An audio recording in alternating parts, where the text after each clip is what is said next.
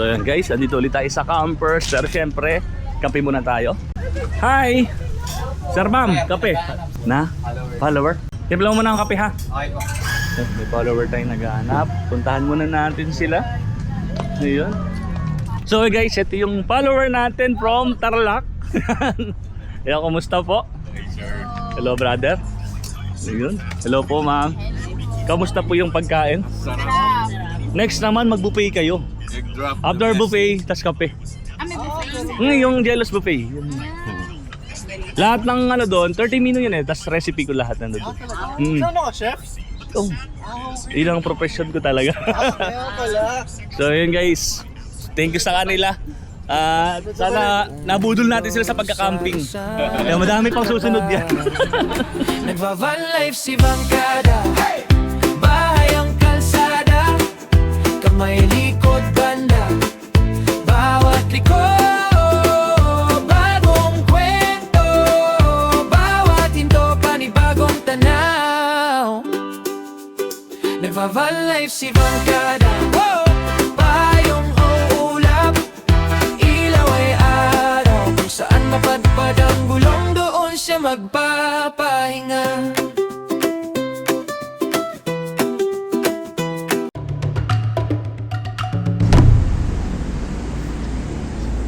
5:30 ng umaga at nandito tayo ngayon sa boundary ng Antipolo at Tanay. So papunta tayo ngayon sa Tanay mga kabankada. At dito na tayo nagpalipas ng nagpaumaga pala dahil inatok tayo sa biyahe. Kaya Hills ba to? Yun, Hills gas station. Yan si Big Bird. At tayo ay mamamalengke muna rito sa May Talipapa. May Talipapa dito sa bandang kaliwa. Yun. Pero syempre sarado muna natin si Big Bird, baka tayo manakawan. Bili muna tayo ng bawang sibuyas kasi hindi tayo nakapagdala. Dahil yung biyahe natin ngayon ay biglaan talaga. Tinan niyo yung panahon, no? Mukhang hindi sisikat ang araw. Pero goods na goods yan. Kasi yan yung gusto natin, yung malamig. Buti na lang mga kabangada, yung napestuhan nga natin dito ay malapit lang sa Talipapa. Bumiyahe tayo kagabi after natin mag-close sa Campers Hideout. At yun, pagkabiglaan talaga na natutuloy. Walang gustong sumama sa atin. Si Hips or si Pok, si Berto, pagkaganyang mga river, ayaw nila kasi hindi naman sila makakapag-fishing. Kaya sabi nila, kaya mo na yan, solo flight ka muna. Ayun lang yung Talipapa. Niisip ko pa mga kabangada kung ano yung lulutuin natin. Siguro, bahala na kung ano yung mabibili natin rito. Yan, ito lang yung pinamili natin, kamatis, sibuyas. May naisip na akong lutuin mga kabangada. Tara, at tayo babiyahin na ulit.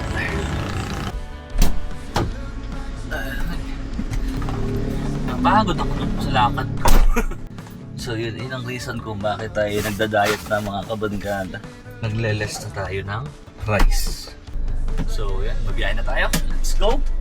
Kung napanood yung mga kabangada, yung vlog natin dun sa Santa Cruz, Zambales, nahiyan ako dun sa katawan ko. Ligo ako sa dagat. Parang ang gasol. Kaya napagpasyahan na natin na mag-calorie deficit. Tapos, palong dieting ginagawa ko eh. Minsan, OMAD, 1 meal a day. Minsan, intermittent. Minsan, no rice. Tinitingnan ko kung saan tayo mahihiyap. Pero ito, 1 week na, hindi tayo ganun kumakain. Isa rin sa namimiss ko mga kabangada yung dito, yung mga nagtitinda na suman eh. Masarap ng suman dito sa Marilaki, kagaya niyan. Hindi natin papalagpasin na bumili. Pero mas marami nagtitinda ng suman dito kapag weekend. Baka wala tayong mabili. Baka sila lang nagtitinda. So bumili na tayo. Good morning po. Buti may sumantid na. Magkano po dito? 3,100 po. 3,100. Sige po. 3 po. Tapos isang coco jam. Sausawan. Pagka ganitong araw na inaalanganin, yung weekdays, bihira nagtitinda ng suman, no? Pagka weekend, marami. Pagka Sabado-Linggo. Buti na lang pagligo ko, natanawan ko kagad. Bali, magkano po? Kasama po ito? 150 po ito. Just 100. Bali, 250. Ano po pangalan niya, nanay? Ha? Yun eh. Ay, sa Ate Yoli. Dito kayo bibili ng ano, ng suman. Pag pupunta kayo dito sa Tanay. Ito po. Dali lang. Tapos meron pa sila dito ng kape. Kopi ko. Kuya, pag Sabado Linggo, daming nagmumotor ano. Marami rin na aksidente. Nung linggo, kukunti. Hindi gaya ng mga nakaraan na sunod-sunod. Dami no. Ginagawa kasi race track no. Kasi yun din ang reason ko ba't hindi ako bumabiya dito ng ng Sabado Linggo. Pero gabi, marami din nasisimplan pag gabi kasi ang daming sasakyan dito. Sa gabi? Mga motor lang. Buti na nagpalipas ako ng gabi dito sa Veno. Dito na nagpaumaga sa may Hills gas station. Thank you po. Thank you Friday, ang dami niyan. Yun. Tapos tumatambay na ron sa may malapit sa Manukan, ano? Sa taas Sila. Sa Tanay Hills. Tanay Hills, Tanay Highlands talaga. Ano? Martisem, ganyan. Oo. Marami doon. Sige po, ate, thank you po. Thank you. Salamat.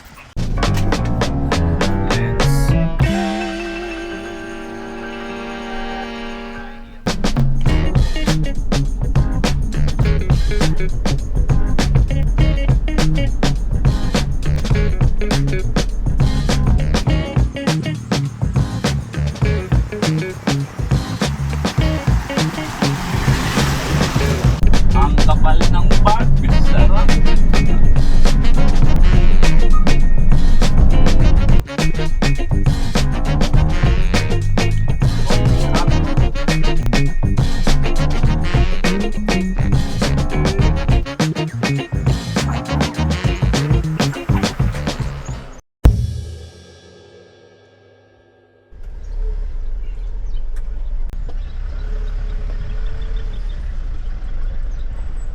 Dito tayo sa isla. Baka sumabit, dandahan lang. Okay. Kayang-kaya. Tayo, tignan natin kung saan ang pinakamagandang peso at baka tayo'y mabalahaw naman. Ayan, good sa tayo dito. Sarap dyan maligo. Siguro pa gano'n na lang tayo paatras. At yan, pwede tayo maghamok dito. Ganda ngayon, no? Linaw din ang tubig. Kaya lang, medyo mababaw. Pero, goods na yan.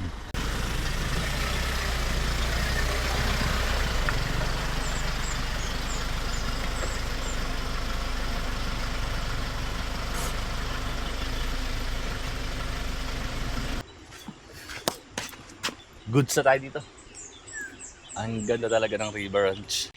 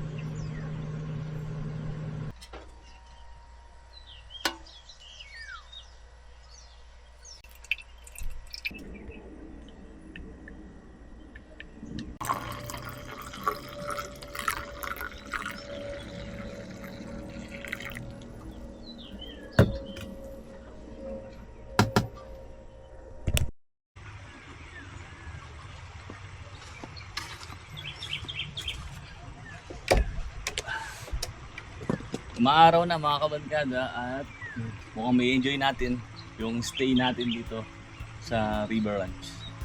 So, kapit tayo. Wish that I could stay. Wish for this moment to never go away. But it's all in my mind. And though I know that there is nothing to find,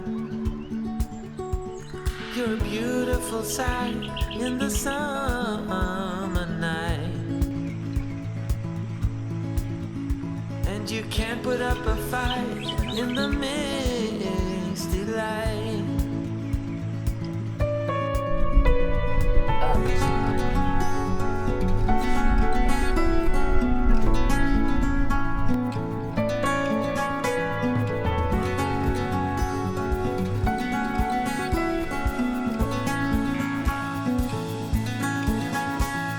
See how you've grown while you roam in the streets all alone. And all you can see, thinking about what your life came to be.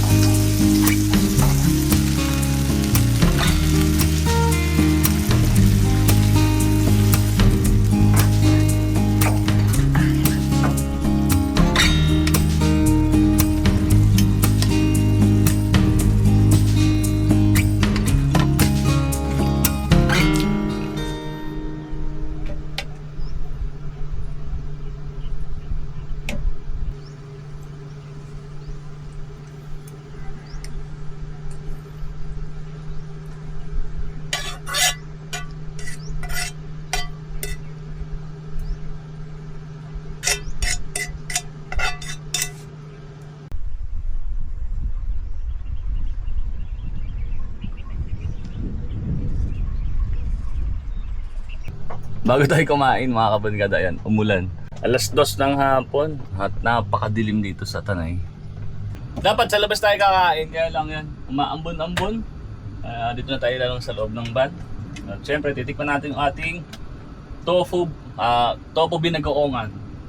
At dahil bagoong gamit natin, buong BC Big Bird, buong camper van din amoy bagoong. Pero okay lang yan kasi meron naman tayong exhaust fan. Unti-unti nang nawawala yung amoy ng bagoong. So, first bite, kain tayo. Pero, tinan yung mga kabad ka daw. 2:00 pa lang at ang dilim na dito. When we were younger, we used to sit on the grass Masarap din siya. among the flowers. We just let the days pass by.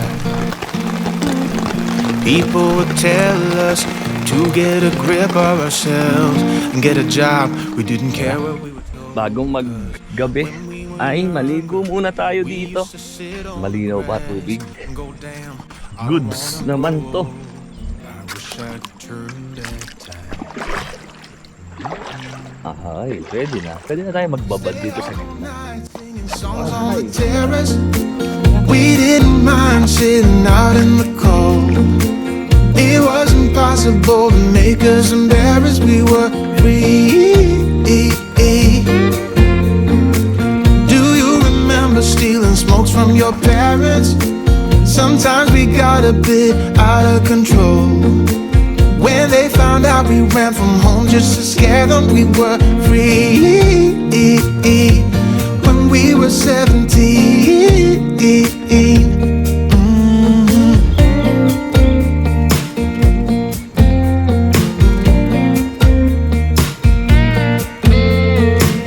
When we got older, we tried to stay in touch,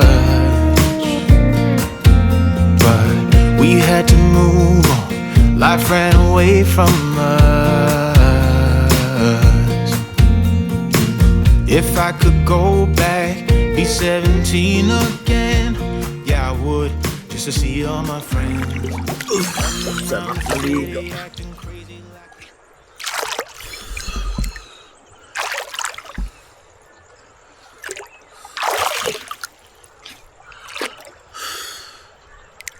Hindi ko na pinoproblema ngayon kung saan tayo magsha-shower dahil nga meron na tayong shower sa loob ng ating camper van. So, anytime pwede tayong magbanlaw. Buti nilang tumila din yung ulan. Akala ko mag-ulan dito sa Tanay. Ang kain naman, nakapag-drone shot pa tayo. Tapos yan, medyo lumiliwanag na ulit. 4:00 medyo na din. Ay, tara, ahon na tayo. Tapos, luto na rin tayo ng dinner. Pero hindi pa rin tayo magra-rice ngayon. Tapos, kangina may kasabay tayo, isa nagka-camping. Ngayon, solo na lang natin.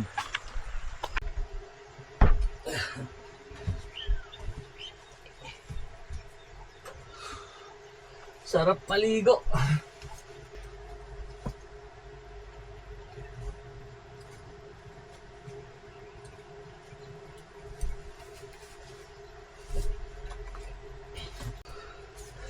Ang lamig dito sa Tanay. Parang Baguio ngayon Yung pala. Ang pinoproblema ko ngayon mga kabangkada yung mga ganito. Yung mga pinagbihisan ko. Pwede pala doon sa may garage. Galagay nila ako ng parang hamper. Tapos itong mga ganitong tuwalya. Dapat pala may hanger ako. Eto, pwede naman dito sa bitan. May dinikit nga pala ako dito laglag. Diyan muna. Ay, sarap.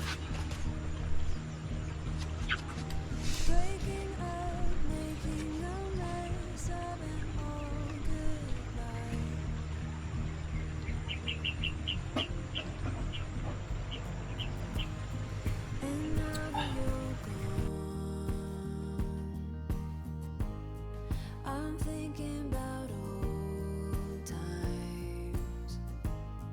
I've waited so long for this to be over. Now that I'm free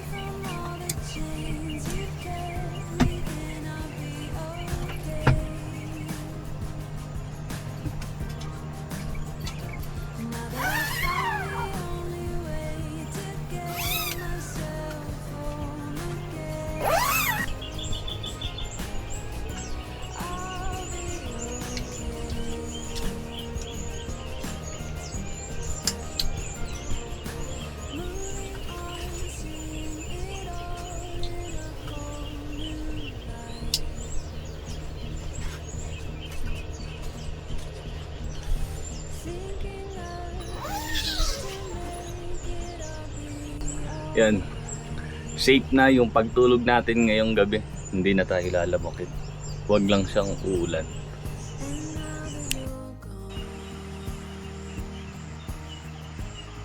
I'm thinking about old times. So yun guys, magdi-dinner na tayo at Bistek Tagalog, yung ating hapunan ngayon. Hirap no rice.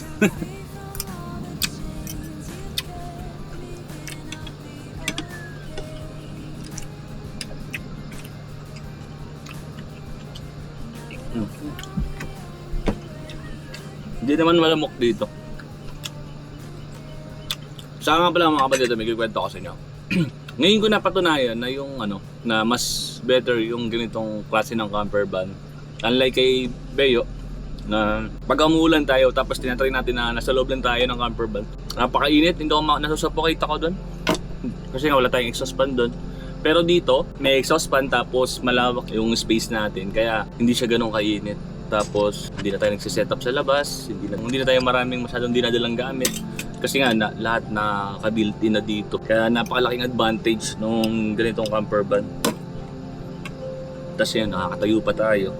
Nagpaplano na rin ako na mag full-time van life talaga. Kahit nasa campers tayo or sa Jelos yan. Dito tayo matutulog kay Big Bird.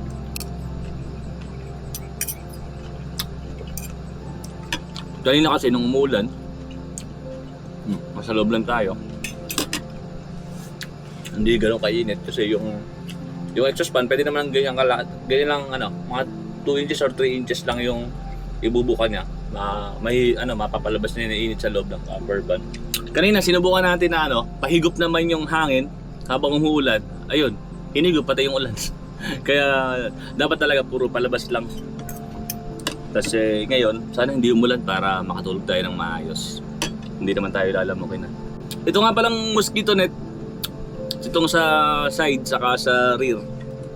Sa Temu ko nabili. Hindi na ako nag-hesitate. Pero maraming sinaluloko doon eh. Pero buti naman, legit naman yung nabila natin. Saka makapal yung niya, yung net niya. Pati itong sidings. Ang kagandahan is install kasi magic tape yung paligid niya paikot. Naka magic tape tas didikit na lang natin.